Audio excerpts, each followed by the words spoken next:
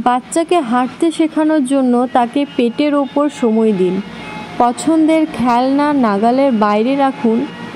নিজে হামাগুড়ি দিয়ে খেলুন এবং তাকে আসবাবপত্র ধরে দাঁড়াতে উৎসাহিত করুন। তবে মনে রাখবেন, প্রতিটি শিশুর বিকাশের সময় আলাদা হতে পারে। প্রত্যেক শিশু একই সময়ে একই মাসের মধ্যেই যে হাঁটা শিখবে সেটা নয়। কোনো শিশু আগে শেখে, কোনো শিশু পরে শেখে।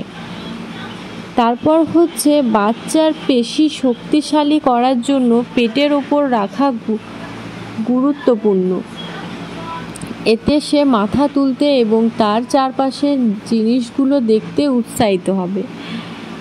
পছন্দের খেলনাগুলো বাচ্চার নাগালের বাইরে একটু উঁচু জায়গায় রাখুন। এতে সে খেলনা পর্যন্ত পৌঁছানোর জন্য শরীর তোলার চেষ্টা করবে।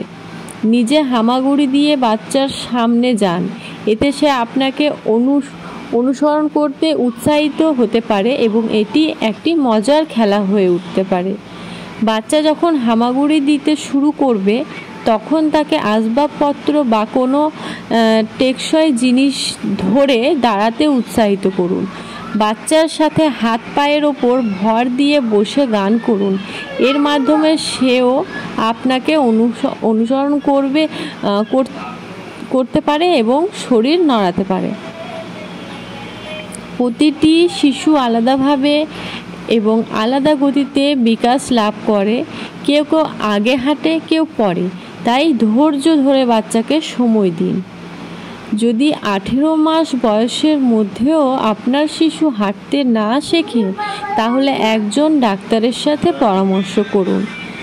কিছু শিশু বংশগত কারণে বা অপুষ্টিকর কারণে দেরিতে হাঁটতে শেখে। এ বিষয়ে ডাক্তারের পরামর্শ নিন। শিশুদের হাঁটার সুবিধার জন্য তাদের জুতো পরানোর দরকার নেই। জুতো কেবল পা রক্ষা করার জন্য ব্যবহৃত হয়।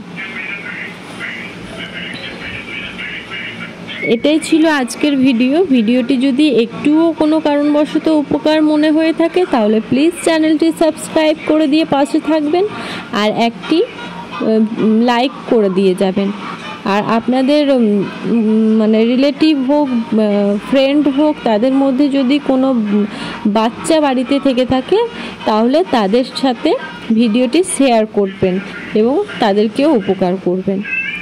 তো চলেন, আজকের ভিডিও এই পর্যন্তই। আমার চ্যানেলে আরও যদি বাচ্চাদের ভিডিও দেখতে চান বা বেবি হেলথ, কিভাবে বেবিকে মোটা করে তুলবেন, বেবি মেডিসিন, বেবি ব্যায়াম, বাচ্চাদের সমস্ত ধরনের ভিডিও এই চ্যানেলে আপলোড হয়ে থাকে। তাই চ্যানেলটি সাবস্ক্রাইব করে রাখলে আপনারই উপকার হবে।